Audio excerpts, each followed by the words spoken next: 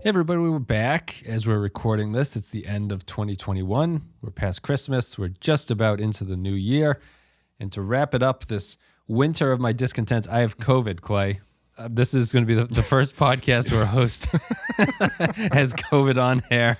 And it's unfortunately, it's coming out 6 weeks from now. So if I'm still talking on the Discord, no need to worry about me. I'll be fine. But here we are. What a way to wrap up 2021. You've been catching everything. I'm at that the past point. Month or so. It's just I can't judge. I'm at that point now where if you were the person constantly getting sick, I'd be sitting here going, what the fuck is wrong with Clay? Like, wash your hands, do something. What is wrong with this guy? Why is he so sick? So I'm in that spot of I've been sick an annoying amount of time for other people, not just for myself. Everyone else is like, why are you sick all the time? So it is what it is. Yeah. Dirty kids with their fingers. I've been dancing through the COVID raindrops over here. So knock on as much wood as you can find around you that I managed to not get it. The USS Omicron is coming for us all, and it's going to launch from Mars. So get your ass to Mars. We're going to be talking about demons today, which is, am I all the way at the bottom? There we go. The 20th episode of the 4th season of Star Trek Enterprise came out on May 6th, 2005. Arc. Is it possible you're just sad? It's the congestion is just tear-based crying? It could be. Because we're almost done with this show? It could be. I always feel like ending these series is like moving from a house where I feel like unnecessarily sad about leaving the places that I'm in, going somewhere else. But in 3 days, I'm not going to feel anything about it. So we'll see how it goes for this one anyway. This came out on May 6th. Well, usually that feeling is kind of dissipated because the new place is so much better than the old place. Yeah. I don't know if we're going to have that one necessarily, but yeah. What is this? We're moving from our one-bedroom apartment to a one-bedroom apartment that's on the top floor, maybe? That's the difference? Like, there's no one above us running around in this new place. It's a slight improvement, I think. But we'll see. We have time. Talk about Voyager, people.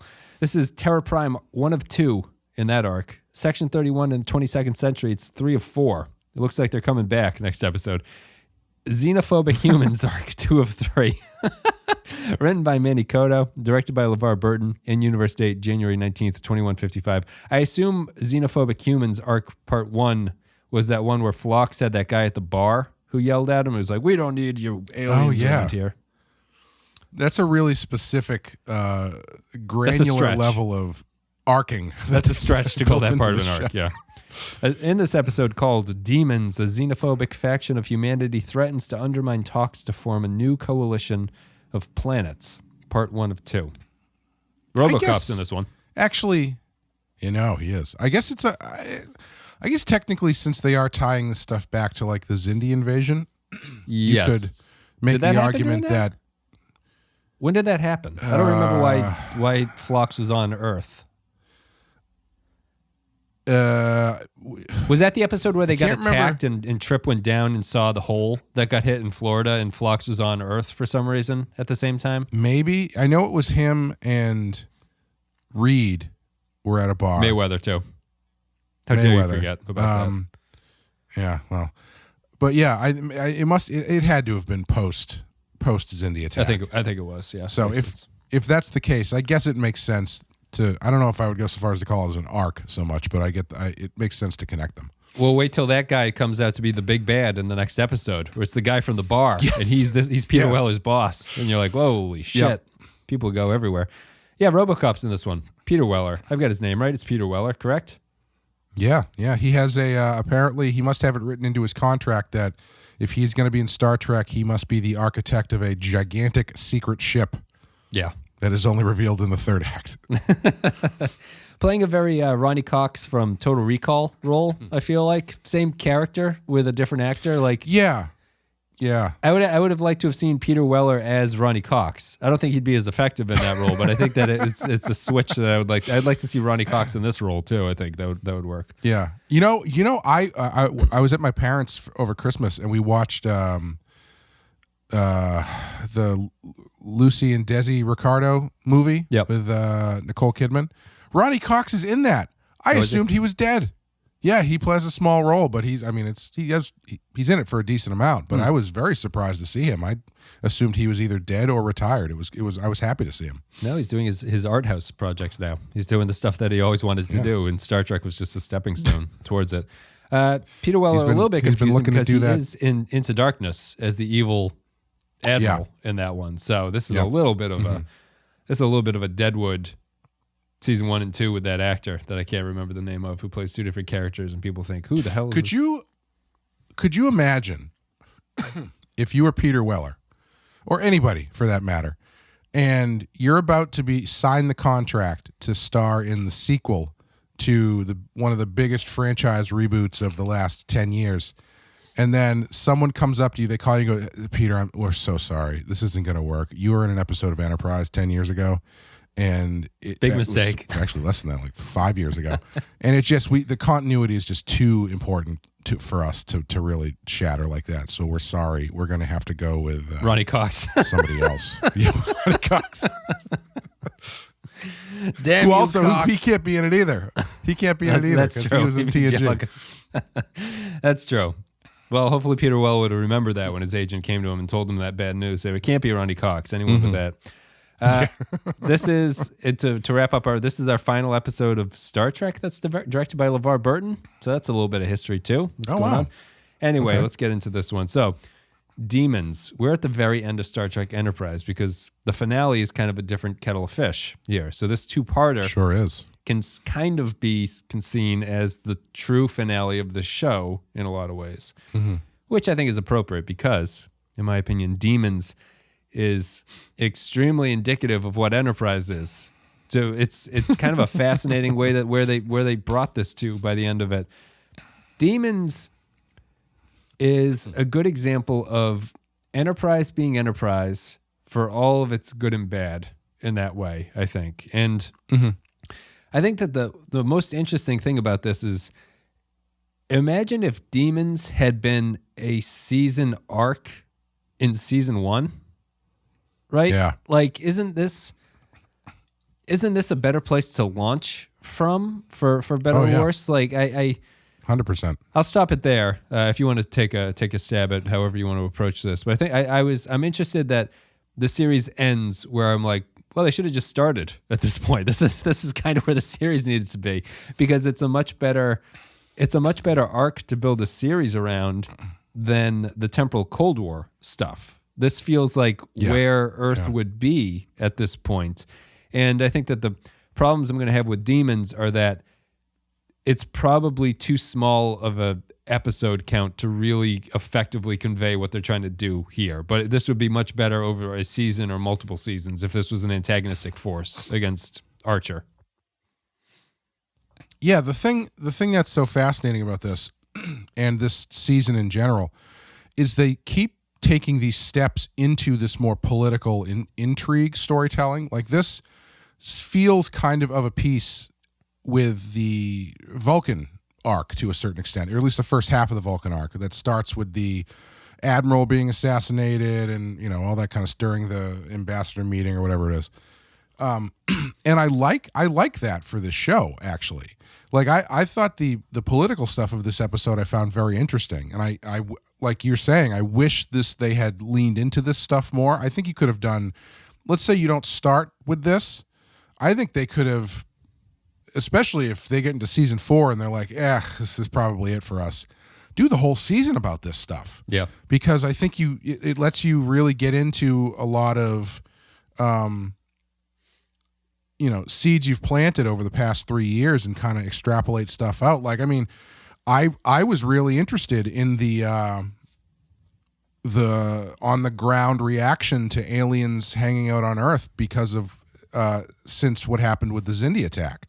Like that stuff, I mean, maybe it feels like low-hanging fruit to some people, but I found it to be pretty interesting because it's not the kind of stuff you usually get from a Star Trek show.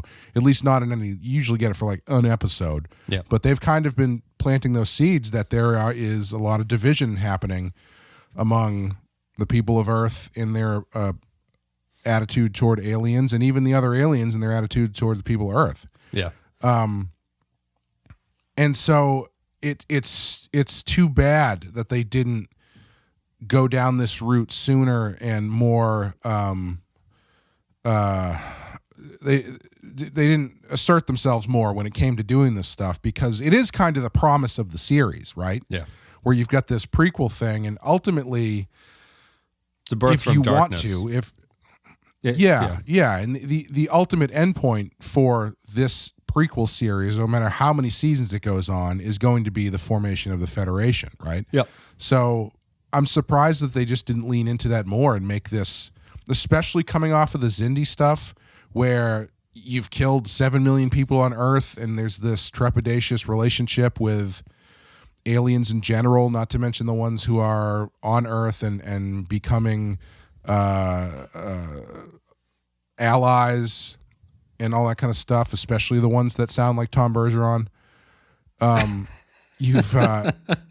You've got this really interesting stuff to play with that I think could have made for a great final season to really get into the nitty gritty of this stuff.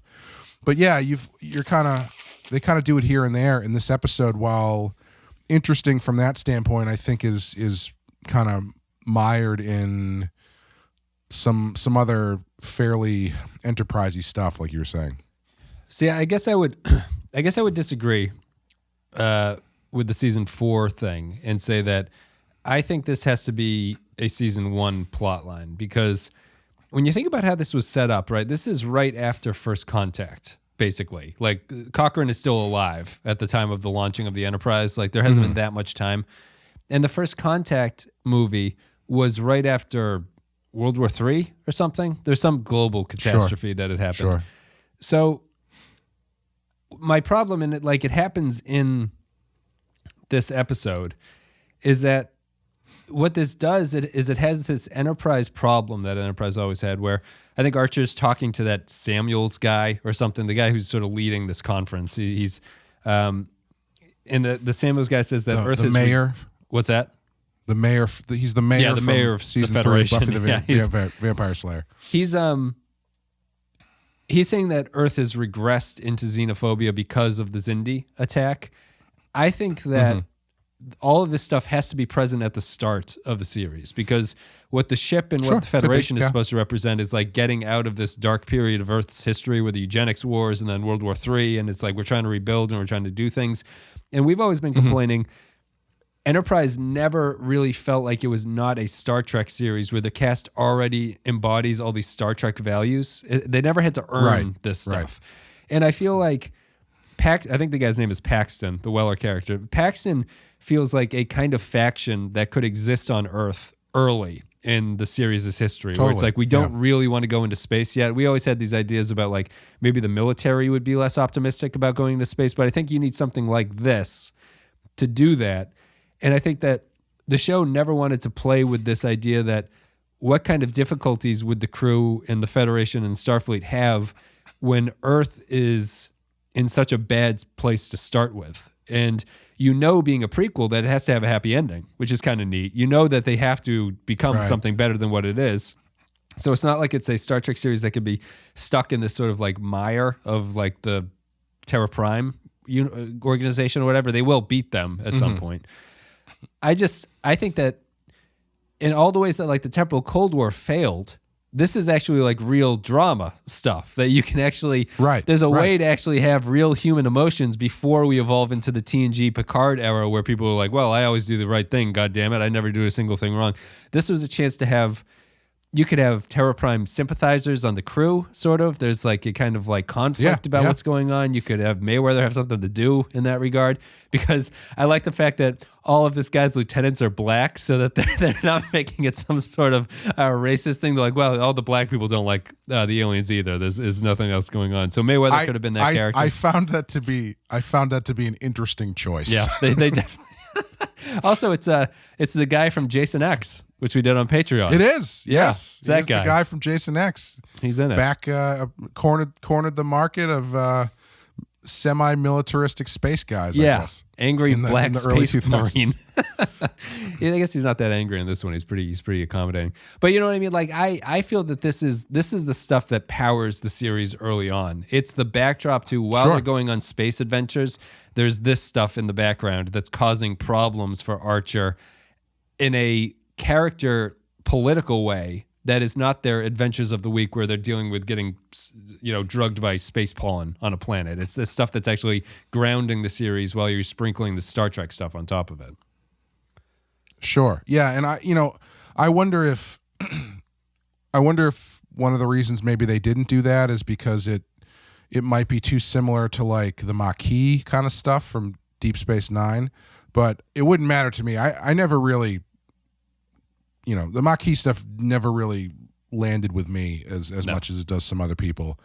So I think you've got, especially because the Maquis it's a little bit harder to tap into as a viewer. There's a lot of other political leanings you got to understand in order for that stuff to really work for you. Yeah. Whereas this is pretty boilerplate as far as understanding that there is trepidation and prejudice at the beginning of this quest for this utopian future that has to be dealt with and tends to be as hidden as it is out in the open. Yeah. So yeah, I think it's too bad that they waited. I guess my point wasn't that it should be a later thing. I think it works either way. I was saying more like if they were going to do this in season 4, I wish they had gone all the way with it and just said, okay, that's what season 4 is going to be. Right. Like this is going to be the undercurrent to the whole season because we're right at the brink here where we're starting to do this Federation thing. Let's get into it. Let's really go for it instead of just sort of sprinkling it here and there among other stories. Yeah, yeah.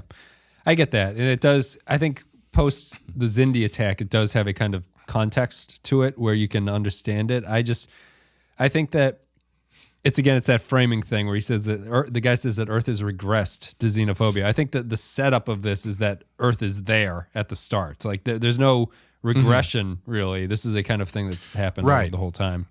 And I think that also could theoretically set up an interesting standpoint where there are people who think that Earth has regressed and other people who are like, nah, man, this is what it's always been. Yeah. Your understanding of things is not how it is. And I think that's a really interesting, especially in Star Trek, especially at the time, the period in history where this show is airing. That's a really interesting take and an interesting way to look at things where it's like Star Trek is this utopian understanding of everybody being equal and all this kind of stuff. And you're doing this show in the middle of a huge uptick of racial violence because of 9/11 and all this kind of other stuff. And all this xenophobia is on everybody's minds. So to tap into that directly as using that as a contrast to the utopian ideal of Star Trek, I think is a unfortunately missed opportunity that would have been really had a lot of potential baked into it. Yeah. Yep. Here's my problem with this episode, the way that it's set up here. You never find out what happens to the baby, and it's a plot line they drop about halfway through the episode? I'm sure the baby will be back. I would have to assume. The baby sure it will. Baby was so cute. It has to come back. My problem here is that this is a two-parter, right? And I think that this idea in a competent show-running series where, you say this is happening alongside 9/11, which it obviously was post 9/11. This is also the era of HBO's peak TV, which we've talked about before. And I don't think Star Trek needs to try to be that kind of a television show. But you have shows like Sopranos, you have Deadwood, you have The Wire, all in the middle of their runs at the time that Enterprise was doing this. And all of those series really take time to look at things. Like that's one of the defining traits is that they're very introspective and they're very thoughtful about what they're doing. The problem with doing this as a two-parter is that you're so limited with time. My takeaway from watching it was I understand why conservatives feel that they have a bias against them in media while watching this, right? Like what they have to do is they have to take an extremely possibly complicated situation, right? They have to come up with a situation that is going to have numerous facets going into it. And the way that they distill it is this guy goes, we don't want alien blood in our pure human bloodlines, right? Like, so the simplification of what they have to do is that the only thing that Peter Weller cares about is a kind of like xenophobic racism. He has no ulterior, he has no intelligent take on why he thinks that that Earth should remain to Earth or humans or anything like that.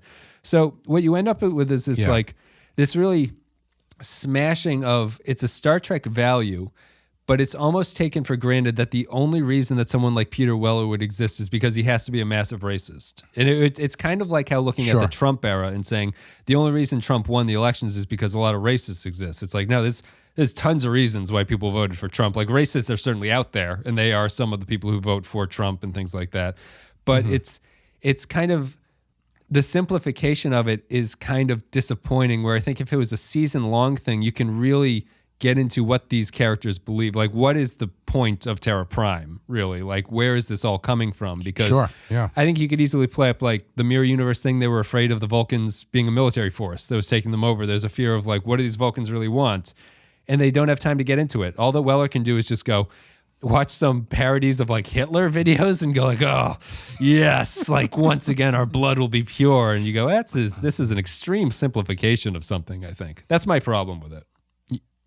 Yeah, and they hook that onto, I'm gonna fly to Mars and steal a Death Star weapon. Yeah, I have a whole bunch of problems with that too. We can talk about that. Yeah, but do you agree? Which that, I can use to shoot any planet in the solar system, I guess. Well, it's too bad they didn't use it to shoot the Xindi probe. Would have saved a lot of lives. I think. But also, great point. Before we get into that, so maybe that's a good feeder. My big problem with the ending, and then you can go off on Terra Prime, but so the ending here really confuses me because it goes to show how little Terra Prime means anything. Are they threatening the thing that they say is the prime thing by saying we're going to shoot Earth with this laser unless aliens leave? Where's the sense here? Like, if their statement is Terra Prime forever, they can't threaten Earth. This is ignoring all the logistics of, like, why doesn't the Enterprise just shoot it with a photon torpedo? Or, like, why is no one guarding this huge mega laser on Mars and stuff like that? But really, the thing that confused me is Terra Prime has nothing beyond racism. So their slogan is this hollow thing. But for them to be an entity or an organization that actually means something, they have to live up to that Terra Prime thing. Earth is, like, vital to them. They're not going to shoot a laser at Earth, you know? That doesn't make any sense to me. And this is probably not in the text. I think I might have just been glomming this on in my brain because of what you're saying. For some reason, my thought was they're going to shoot Earth because they're going to go to Mars. Like, that's the backup they're going to leave? Like, no, but then why not call it Mars Prime or something? Like, it's Terra, it's Earth. Yeah. That's so. Like, I was like, that doesn't really make any sense. But no, you're right. They are. I feel like it's kind of a little bit like The Rock in that he's holding up on space Alcatraz with some VX gas. Right. And if you don't give him what he wants, he's going to destroy San Francisco. But what was his motivation? But he doesn't want to do that, obviously. His motivation was that he just, in the movie, it was technically, I think ultimately he was bluffing. He never planned to actually set the... Was it bad treatment of the military, though, or something? Was he trying to... Yeah, it was because there were so many soldiers that were killed in black ops missions and stuff like that were never acknowledged, and their families were never given what they were owed and stuff like that. And, I mean, it's like that. That's kind of what I'm talking about here. Like, you need a reason. Francis Hummel. Francis Hummel would be a great Star Trek villain. Love to see that guy in Star Trek. I think to make Weller or Paxton, whatever this guy is called, to make him a real character, you kind of need to stretch out his time, and he has to have something of a sympathetic understanding. There has to be something beyond just he's a straight racist who's like, I don't want any aliens on this planet. And I think that after living through the Trump years, obviously this comes all before it, there's just a lot there. There's a lot of politics stuff that can feed into that, and this episode just doesn't do it. So I'm left with this guy who's kind of a goofball guy, like a goofball racist. Well, what's strange too is, like, again, talking about when this was made, like, I think they're really putting all the xenophobia into one bucket here, I think, as you're saying, where it's a little bit, they're coming to take our jobs. It's a little bit old school. I don't want my daughter marrying anybody like that. It's a little bit post 9/11. Fear of outsiders. Fear of outsiders and terrorists and stuff like that. But it's all when you do it all at once, it just comes off as comically evil. Yeah. And it's too bad they weren't able to kind of take a look at things and parse it out a little bit more with a little bit more nuance. Because I think you're right. I think having Peter Weller have a little bit more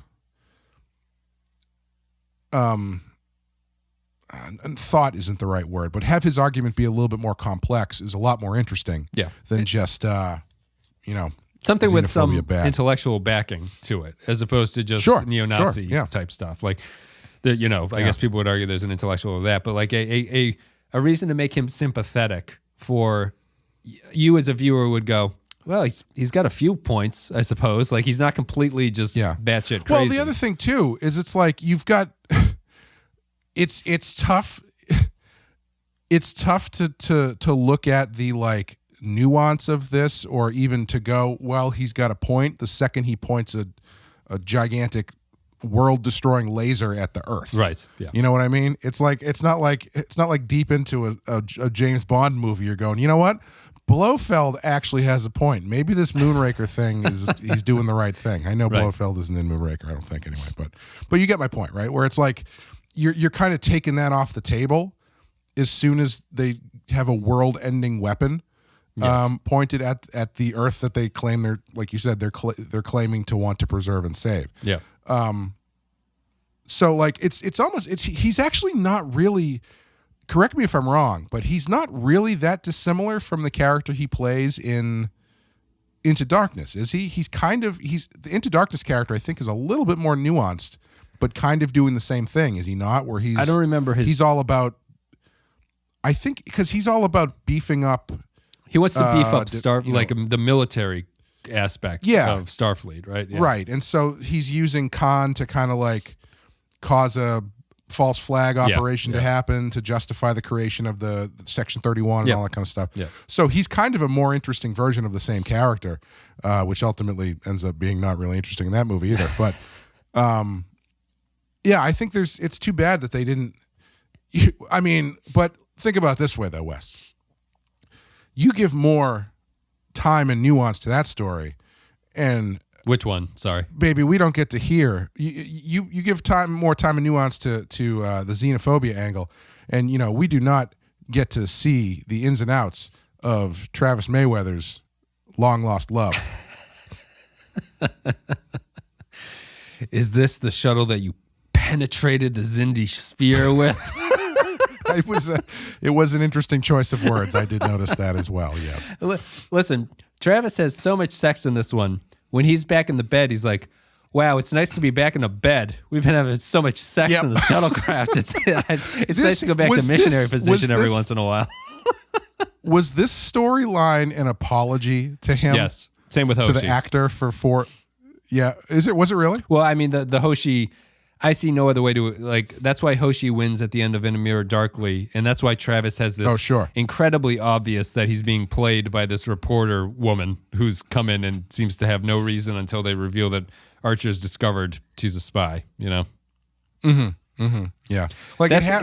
He's got more lines in this than he had in the entirety of last season, I think. He doesn't say anything. He has lines, but he doesn't say anything whatsoever. It's the most... Usually, in modern shows... someone gets an episode like this, they die at the end of it. That's how it works now. She should kill him. It's funny. It was the most soap opera-y scenes I think I've ever seen on this show. From the way that now it's shot on digital video to the way that they're both kind of mediocre actors who are saying kind of silly shit to each other, and it's just like the cutting is just back and forth as they're talking to each other until they're having sex in the shuttlecraft and then the bunk or whatever. We both made a decision back then. Did we? Did you make a decision about the both of us and decide by yourself that we both decided? That's true, Travis. That's just a gift to Anthony Montgomery, I think. That plot takes up a tremendous amount of airtime here, and it doesn't really account to much at all. The other plot is Trip and T'Pol with their baby. Go ahead. I spent a lot of time of this episode thinking about how on earth Trip was like, did she get pregnant and I didn't know? Yeah. I was like, you guys worked. I mean, you gotta extrapolate out. It's like, okay, maybe she got pregnant. I guess they eventually voiced that concern when he's like, maybe you got pregnant, I didn't know, and she's like, and then what? I removed the embryo and put it into cold storage somewhere off the ship. One time when we came back for shore leave and you didn't see me for but it was such a strange angle to be like, maybe she actually had a kid and he didn't know about it. It was when he was on the Columbia for those 2 episodes. That's when she was those 2 episodes, pregnant and had the baby and everything like that. The Trip and T'Pol thing, this is just a mess at this point, right? Yeah. There's no saving this relationship. I don't even know what they're going to do, Unless this baby turns out to be, they have to send her to the future and eventually he comes back as Cable. I think this is going to be pretty messy because you're entering X-Men level of soap opera relationship here with Trip and T'Pol. Like Jean-Luc Picard? No. Professor Xavier. It's like, okay, well, let's just get it done. So, a couple problems here. T'Pol has the scene where Trip's like, I can't believe you got pregnant. We had a baby. And then she goes, I know it's our baby. And he goes, how do you know that? And she goes, I just feel that this is... Again, I'm going to complain about the Vulcans here. I don't know what T'Pol is supposed to be as a character, really, where this is like a kind of like primal thing. I also, as a parent, have this always tends to happen in TV shows. Characters are told that they have a child, and their next scene is them talking as if they're holding the baby that was just born. You know, like he hasn't seen this baby, and he's like, my daddy always wanted to have a baby granddaughter. And it's like, my heart fills with pride when I think about it. It's like, you haven't met her. She might not even exist. Like, people have only told you that this is the thing. I would just imagine if someone were to tell me if I didn't have a kid that I had a kid, I would be more like, you need to prove that I need to see the child. I need to see the DNA. It always blows my mind. I've seen the old files on the Enterprise of the Maury Povich show. I know how this works. Get some chairs up on the 10 forward lounge, and we're going to talk this out. Get Steve, the bald guy, up in here in case you rush the stage after the paternity test comes back. I understand what they're trying to do, that they're trying to make this like mixed race child is kind of Paxton's ultimate plan or whatever. I don't think it makes any sense with Trip and T'Pol here. I know that they have to somehow explain how this happened, like Paxton snuck on board and he took their DNA, or he stole T'Pol's eggs and he got a nocturnal emission from Trip or something and combined it and made this Vulcan baby. But there's no way I'm going to be like, oh, this is a well thought out plan that he did here by the end of this. And I don't think it adds anything to the Trip and T'Pol relationship because, as I said, it's so divorced from what I consider to be like a reality-based response to what they're hearing that I don't buy this, really. What do you possibly think Peter Weller's plan is regarding this child? I don't know. Because is he developing a biological weapon? I don't know. Maybe. I was trying to parse that out. I was like, what is he doesn't want mixed bloodlines, but he's coveting this half alien, half human hybrid child. He always feels like he's going to not feel anything if he just kills the baby, right? But he's developing the baby. So he has this like twisted interest in it where he's clearly in contempt of it, but it's his project that he's working on. So I don't know. Yeah, I don't know. I mean, it's so... I agree with what you're saying, though. It's so weird.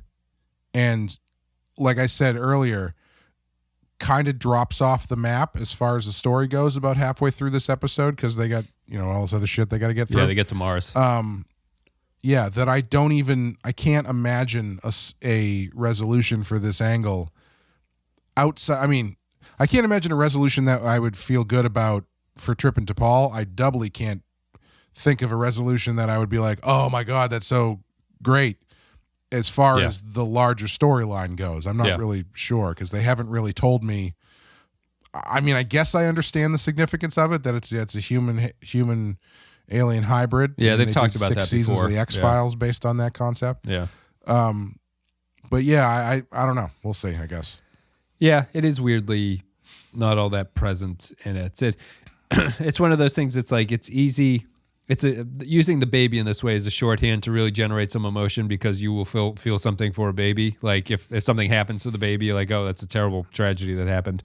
In a way that like an adult you wouldn't really feel. If the red shirt dies, it doesn't feel the same way. But it doesn't give Trip and T'Pol a chance to really talk about anything. Like I can't remember now what I thought the peak of their relationship was. It was a couple episodes ago where they actually started talking to each other in a way that made sense.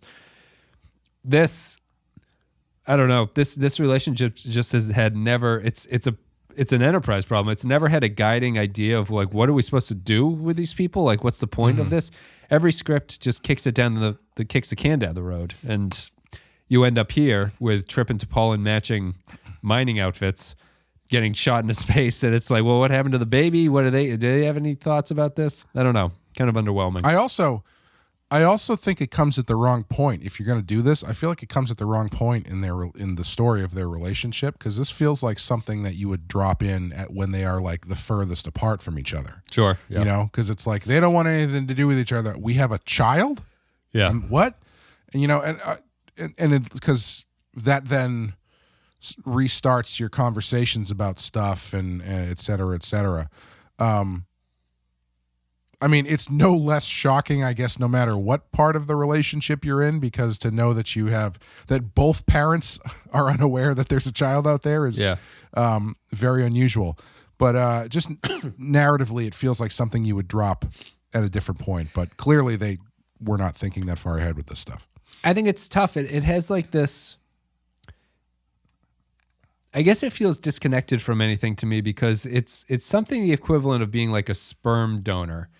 And then like Trip is essentially a sperm donor in this, but it doesn't seem very realistically male to me that he has this connection with a child, because he and T'Pol have not really built their relationship to a point where the baby would feel like it's the culmination of something. You know, like I just feel that like he's putting a lot of feelings into this child, but I don't think that the Trip and T'Pol relationship is at a point where you would actually feel something for the baby that he still hasn't met. You know, like it's a... Well, I don't know about that. I mean, I think it's believable. I think the fact that it's his and T'Pol's baby is what does the heavy lifting there.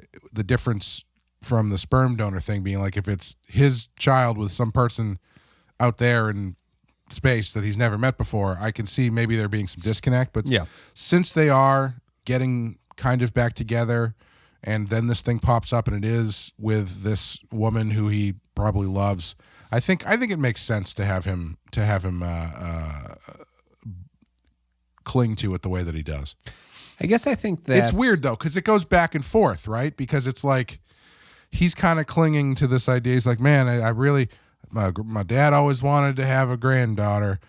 But on the other hand, he's like, what do you mean you don't know you were pregnant? You know, it's like it's kind of going both ways, where it's tough for him to kind of, and that the what do you mean you don't know you're pregnant scene comes after the I always wanted to have a daughter scene. So it's kind of strange. I guess I think that for the baby to mean, maybe this is just me digging a little bit into what is a PG rated show, right? Where there's I feel that there needs to be a relationship that is somewhat established at this point, where the baby is something that is likely to be possible, but has not yet happened for them, right? So these two feel like they just kind of mutually friended each other on Facebook. You know, it's a strange level of their relationship, because I don't think they're really intimate yet at this point, right? I haven't seen anything like that. So the show is asking me to put a lot of feeling. As far as I know, they've only had sex the one time. The one time. Right? Or maybe like a couple. at least, or maybe let's say a couple times maybe, but regardless, it was like a season ago. Yes. And they haven't been doing that since then. No, so they're at this weird point where the show is asking me to put a lot of faith in the fact that Trip and T'Pol love each other, but I really just haven't seen that. It hasn't been thoroughly shown to me where their reaction that they've had a baby is kind of eye-opening to them about like, this shows us a new level of our relationship about like, I could picture ourselves with a baby. Sure. They get the sense more that they're just kind of surprised by the fact that this has happened. And I don't think that's effective. I think it has to be deeper than that. Yeah. And again, also it's just because they don't do anything with it here largely. It's just sort of kind of in and out of the plot, and it doesn't really it factors into a lot of the episode, but they never move that story forward. It's just sort of like, there is a baby, it is Trip and T'Pol's, sit with it for a while, I guess. Yeah. You know, there's nothing moving it forward, so it's tough to really kind of care about. Is there anything else here? I guess we could probably talk a little bit more about Terra Prime because it's so important here. We didn't really talk about the ending. We can get the ending out of the way. I find the ending unbelievable in a whole bunch of ways. It's one of these things where I don't understand how this rickety ass thing can get off of the moon. The Enterprise just kind of stares at it, and then it flies away and it lands on a space laser. And the Enterprise is helpless to do anything to stop it from what it's supposed to do. I don't understand why this space laser exists when it could clearly have taken care of the Xindi at that time. I don't understand why there's no one guarding this thing that can apparently shoot all the stuff that's in the. Maybe it's from new. Mars to the moon. Yeah, maybe it's new. Maybe they hadn't hadn't thought about opened it to the public yet. Yeah, just it's unavailable. I don't know. Yeah, it feels pretty random to me. I don't understand why the mining facility has a warp drive. Really? That doesn't seem to make much sense. Great question. To me. Yeah. I don't understand why when the miners are mining, it's like they have 1965 technology and they're not beaming rocks out of the place and stuff like the guy's pushing a mine cart up and down the road and stuff like that. Well, there was the one guy who had that like broom with a neon light at the end of it that he was going up and down the wall with for some reason. But, that's true. And there was the laser they were cutting rocks with. Honestly, this is stupid, but as I was watching this and I'm watching this guy cut rocks with a laser, my first thought was, you know what? That looks like fun. I bet that guy enjoys his job. He doesn't look like a 19th century miner who hates his life. You go down there, you get to, like that satisfaction of cutting something incredibly accurately with a nice sharp pair of scissors. You get that all day. Yeah. But you're just you're carving space coal or whatever out of the wall with your laser. You do. I feel, but everybody else who's carting it out, they probably don't like their job. But that guy, I bet he enjoys it. Making his own personal David down in the mines, just crafting a cave entrance that he can actually get to. It really, he considers himself an artist, and his work is his art. And if you love what you do, you never work a day in your life. I put that video of that art explainer of Michelangelo's David on the Discord, I think. I understand that thing is a work of art. Like, clearly, you look at it, you go, oh my God, like, what the hell is this? But they in that video, they show you how the process of what he did to make this thing. I don't understand I literally don't understand how you do that. And I also don't understand how you have the mental capacity to be like, however many years it took him to do it, he doesn't wake up every day and go, I can't fuck this up. I can't fuck this up at this point. I cannot fuck this up. Every single time I'm at a museum and I see any of those sculptures, those beautiful, beautiful sculptures, all I think about is my own art and how frequently I fuck things up. And I'm just like, how do you do it? I have no idea. You can't screw up. No. Like if you sand down too much in the wrong area, the bicep doesn't look right and you're fucked. Yeah. I don't know how to do it. And it has so many opportunities. It has like 1 billion opportunities on that sculpture to do that. And none of it is wrong. It all looks correct. It's just so strange. You ever carve a pumpkin and get like too ambitious with it? Yeah. Like that's 100%. That's what I would do. Is I would just like snap the thing. I had this great idea, but then I just snap it because I went too fine, and not knowing how things worked. and it's just ruined now. I can't even cut the hole in the top so the stem sits in it. It always falls in. It's just like, well, I fucked it up and I can't get any more marble out of this thing. Yep. Anyway, back to this. Final thoughts, Terra Prime and its organization, because I do think they're important. I know that we talked about them quite a bit. I think that it's... One funny moment is when the guy's like, I joined Terra Prime at 18. We all make mistakes, Jonathan Archer. I just thought that was a funny sort of a little like aside that guy had. I definitely transmuted that in my brain to, I joined some Reddit boards that I probably shouldn't have when I was in college. Reading. Who didn't? It's just reading. Don't check my internet history. The one thing I do, like, metaphorically, what I do like about them is that in a series where they had stretched this out, I do like the idea of them being miners because it's like a literal underground movement, basically. Like there's kind of, they're hidden on the moon away from people. And I think that there's something interesting there that they could have done, which is like there's the dark side of the moon imagery and stuff like that. You could spend time there. I don't really read sort of, the moon's become a hotbed of racist activity recently. I thought that felt kind of silly, but... Well, you know what I kind of like about that is it kind of, intentionally or otherwise, it kind of mirrors the fact that sometimes the people who are the loudest racists are the ones who have the least amount of contact with the people they claim to hate. Yeah.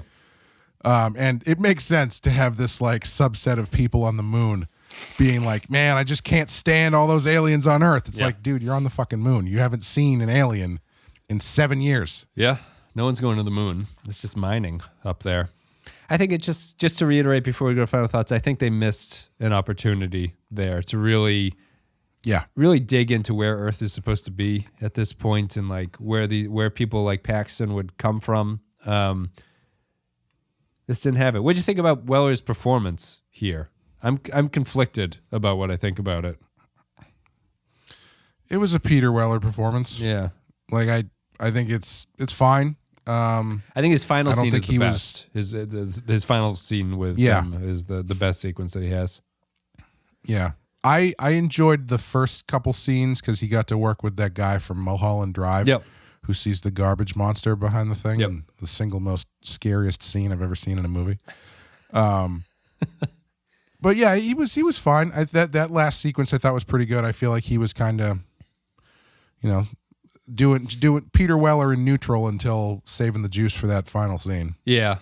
Yeah, I think that his performance elevates the material a little bit. I think that this character really sucks with a bad actor that they had put into it. And you're not really carrying big time. it. But his, I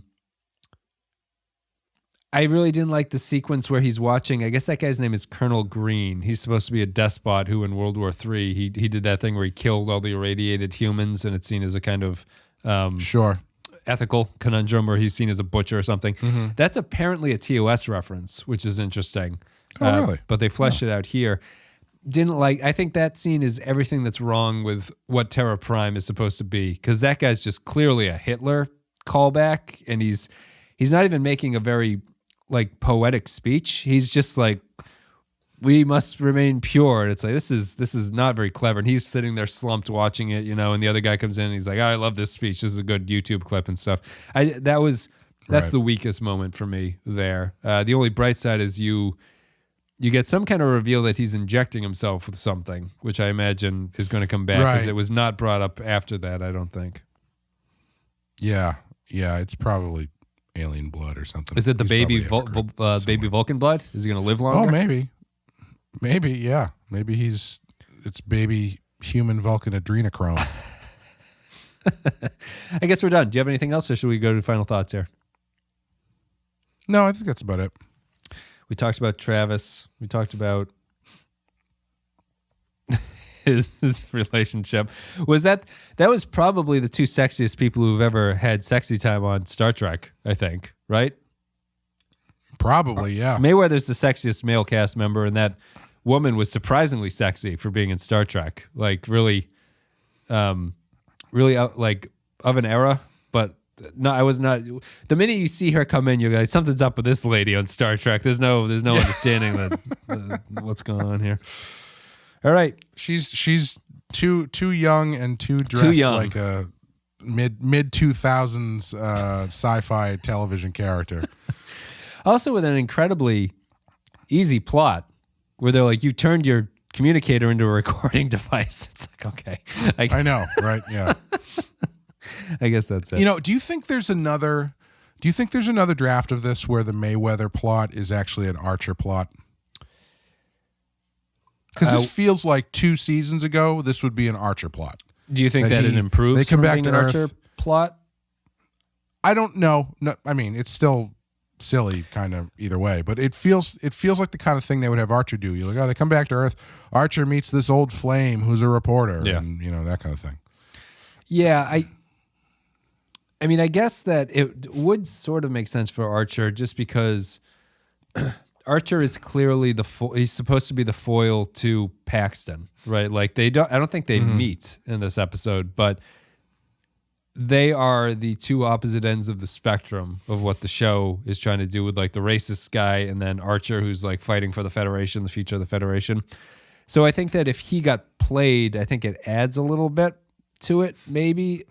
The problem is that Mayweather's so unimportant that if he gets fucked over by this lady, I'm like, who cares? He'll get over it. Right. Not a big deal. All right, that's it. Thank you very much, everybody, for listening. They both made a decision, Wes, but he didn't make that decision as hard as she did. No. Now he's mad about it. I was also doing the math in my head trying to figure out when these two people knew each other. Yeah. Because didn't Mayweather spend like half of his life on a freighter or some shit? Yeah, but she said they met at Earth, right? Something like that? Maybe just so I guess leave? It must have been while he was in the academy. Does the academy exist yet at this point? No, I don't think so.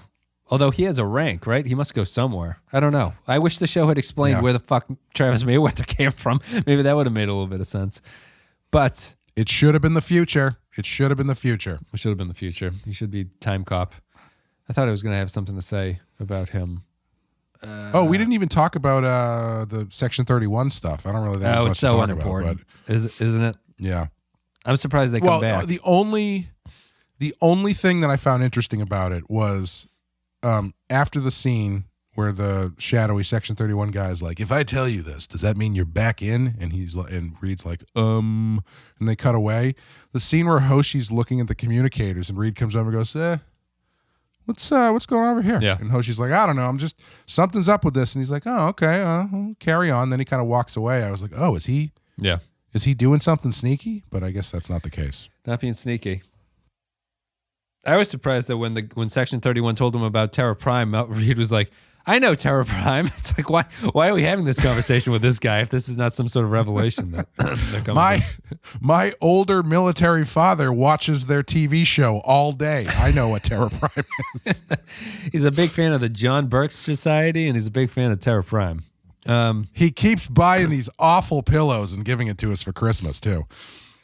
I guess that's it. We will wrap it up. I'm just looking at my final notes here. I think we did all this stuff.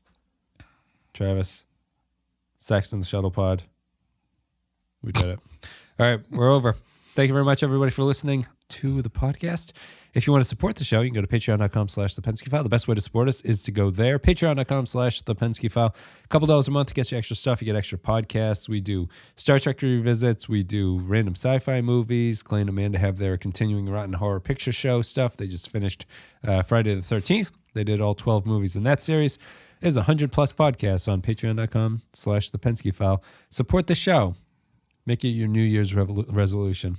Thank you, everybody who does support the show, especially our Captain Tier supporters, who include Samuel Custer, Tark Latif, Joint Mango, Andrew Chirlog, Kyle Barrett, Mike Burnett, Matthew Ross, Christian Pouch, Brandon Howells, Matt Cutler, Michael Pond, Nick Sergey, Grim Santo, Sean, Bradley Killens, Dwayne Hackett, Vault 13 Hero, Darth Moss, Kevin Reyes, Jordan Cooper, Russell O, Stephen Minton, HH18, Derek Zajac, Paul Roscoe, Jake123, Point Next to G, Patrick Siebert, Nick the Rat, Dave Davies, Grapple, John Zorn, Captain Brazen, Eric Sanchuan, Jakey's Gamer, Kevin Lowry, William Seisler, Rayhan Jaffer, Soylent Blues, A Majors, Olivier Pardeur, Retail, Disbrada, Tom Higgy, Edmark Star, Hosey Hunter Z, WNF Remixes, Captain McMunchausen, James McLennan, Beal, Jonas, Tommy Tango, and Two Weeks Must Die, Chris McLaughlin, Chase Jackson, Matt Burke, and Rage for the Machine. Thank you very much, everybody, for supporting us. So now, We go to Patron Thoughts. If you're a $5 and up patron, you can leave your thoughts on upcoming episodes. We read them. There are only 4 for demons. Kyle Barrett says, excuse me, let me blow my nose here. There we go. All right, we're good. Exercise my own demons. Kyle Barrett says, Demons, I think this is the best Enterprise has ever done politics because it's grounded in the era the show was produced, and yet, sadly, timeless and applicable to so much sense. It comments on the sentiments of the time, but also if the script was left completely the same and produced at some point in the last 5 years, I'm sure some people would be complaining about how modern and timely it feels with the Make Earth Great Again message and travel ban. However, I think the major element it nails is that the guy so concerned with Earth's future doesn't actually live there, which speaks for how in UK politics all these Scottish expats are currently debating whether there needs to be another independence referendum, despite the fact they haven't lived in the country for decades. Peter Weller is great as human Takuvma, but the episode also features some cool, oh, it's that guy guest stars, like that guy from the scariest jump scare ever in Mulholland Drive, and that black guy with the name of a Polish Jew in Jason X. Mayweather makes his quarters smell like Thai food with the most 2005-looking woman I've ever seen, and there's been so much post-sex sweat in these past few episodes, I feel the urge to shower after watching. 4 out of 5. Man, Kyle getting spicy towards the end of the season here. Is he like 60? Is Kyle like 60? Because that seems like an AARP rant about the end of Enterprise. You get it in the mail. You can't help but be influenced by it. Matt Ross says, Demons, the idea here is interesting, but it should have been a season 1 episode or even a season 2 showing an Earth repairing itself after numerous world wars dealing with Vulcan arrogance. Angry Archer meets a politician that seems to be at the center of something, but it's not clear who or what the heck he is exactly. Reed visiting Section 31 is very suspicious. Just look at that fake city behind him. The sets were terrible in this. I didn't like the conference room set, and I didn't like the Section 31 meets on a dock set. Those were pretty bad. So the plan to infiltrate the anti-alien group on the moon is to take the 2 people who were used to make a hybrid, specifically the alien. Gee, what could go wrong? At least Travis got laid, even if it's very talky broadcast TV sex. 3 RoboCop art history teachers out of 5. Those dock sequences with Reed and the Section 31 guy were visually baffling to me because it was very dark. They did the thing where like the streets are all wet, so you get like light shining off the streets. There's fog coming out of like trash cans and shit. And then there's also like a blue filter on everything that makes it look like they didn't develop the film right or something. Or it's a nighttime sequence from 1921. They really had to hide the fact that set looked like garbage. They threw every visual trick they could. They're like, more fog, more water, more blue. And this is what we ended up with. Grappler John Zorn says, I appreciate... It's on what's it, Final Cut Pro. It's the Ridley Scott package. That's right. Those plugins will always save the day. Grappler John Zorn says, I appreciate that these episodes have something to say, but I can't get over Trip somehow thinking T'Pol was trying to anchor baby him.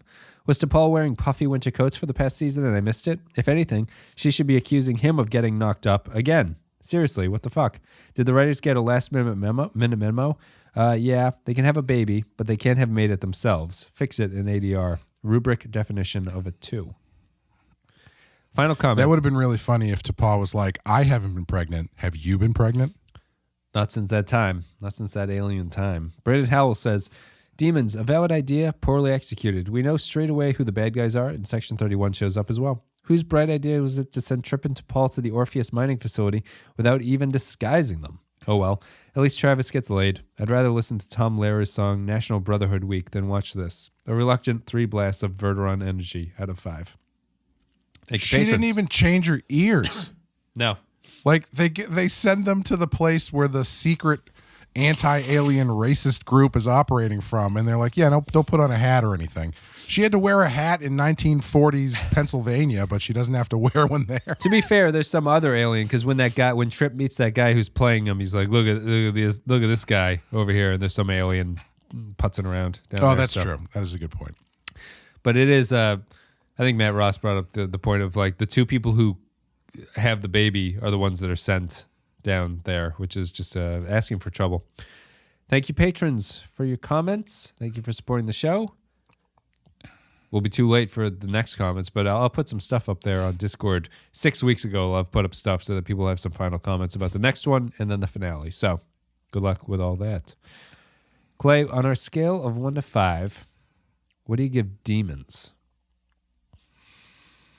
It's really tough. I want to give it a 4 for idea, but I have to give it a 3 for execution, I think. Yeah. Excuse me. I think I'm even lower. I think I have to give this a 2, and I feel bad about it, kind of. But yeah, it's a really enterprisey episode. You know, it's like it's got these things going on that I'm like, I wish this would be a cool idea. Maybe they should do something with this. It's like, oh, this is kind of underbaked and not really all that interesting. It's got your typical action sequence at the end where they're chasing the mining thing. It's a cool sequence because it's not Archer chasing someone down a hallway, but it's like a chase sequence at the end. It devolves into Terra Prime just getting a Death Star weapon, and it's like, I don't know about that. Yeah. And the Trip and T'Pol stuff is weird. I feel like this is 4 different storylines where I'm like, oh, this could have been interesting, but all of them are somewhat badly executed. Right. Yeah, so it's a 2 for me, I think, unfortunately. Didn't hate it, though. I didn't hate watching it. Yeah, I think that's the thing, is like there was enough stuff in it for me to go, oh, okay, that's kind of interesting. But yeah, I think they don't go anywhere with it, unfortunately. But I want to give it a low 3 for ambition. Sure. But you know. Do you think that there's a chance that the second part is better than the setup? I think that's very unlikely to me. Yeah, I don't know. I'll be really interested to see what the second part is, because I feel like a lot of these this season have been, all right, the next part starts and it's like half about something else until they wrap up what the story they set up with. Yeah, I don't know. And I think also because I've got literally zero idea of where it goes. How is it not a commando raid on Mars, I guess, right? That's what it's got to be. They have to just attack the base, and then the baby has to be dealt with, and Paxton has to monologue about his stuff. We'll see. Do they even have to, like, is it really going to be, like, logistically it should be, okay, Archer, fly to Mars and blow that place up. No, I think he's already there. He chased the ship, so he should just shoot it with photon torpedoes, and then that's the end of it. I mean, I guess so. Is it going to be, whoa, Trip and T'Pol are down there, so we can't blow it up, and also should we blow them up because they haven't technically really done anything yet? Just fired a warning shot at the moon. Yeah, I thought he was going to write his name into the moon, like Chairface Chippendale from Tick, and then only get CH in. I think he ends up in a really indefensible position, Paxton, at the end of this, in both like a storytelling and like a literal sense that he has no defense there. I don't really understand what he thinks he's going to do, and it's just he's lost his point. Again, just to repeat my point, he's lost his Terra Prime point. He's threatening Earth. I don't really understand how he can do that at this point. Or just to have Archie go, you won't shoot it, you love Earth. And he goes, damn you, Jonathan, you've seen through my plot. Like, that's the only other way about it. He hands him a flower and he's like, remember what you're destroying. You love flowers. She has him a picture. She has him a picture of a white, blonde, blue-eyed Aryan. He's just like, you can't do this to Earth. Look what's down there. He's like, you're right. Human genetic perfection is down there.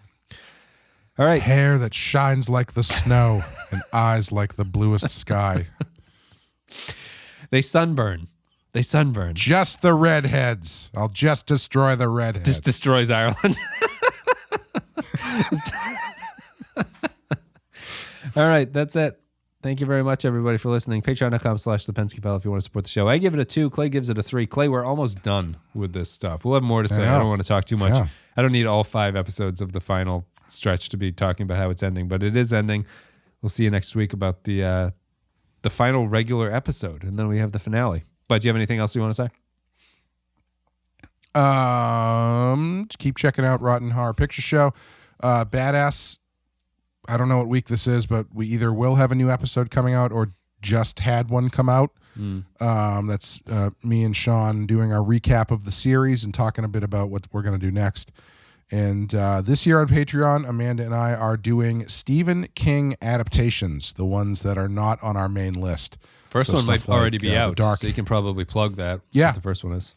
Yeah, the first one is It Part 2, the most recent iteration of It, because we did Part 1 on the main show, and we're going to bookend the year by doing the 1990 version, and we wanted to have a complete understanding of both versions because inevitably we're going to compare them and contrast them and whatnot. But yeah, then my book is out. It's called Bloody Hell. You can get it from your local comic book store, or the best route is probably to go through the publisher, which is A Wave Blue World. You go to their website and you'll be able to find it pretty easily. So thank you guys for the support. Thank you, everybody, for listening. Thank you for supporting the show. We're almost done with Enterprise. It's been a long road, as they say. We got one Peter Weller episode left. We'll be back next week with Terra Prime and then the finale. Thanks, everybody, for listening. We'll see you later.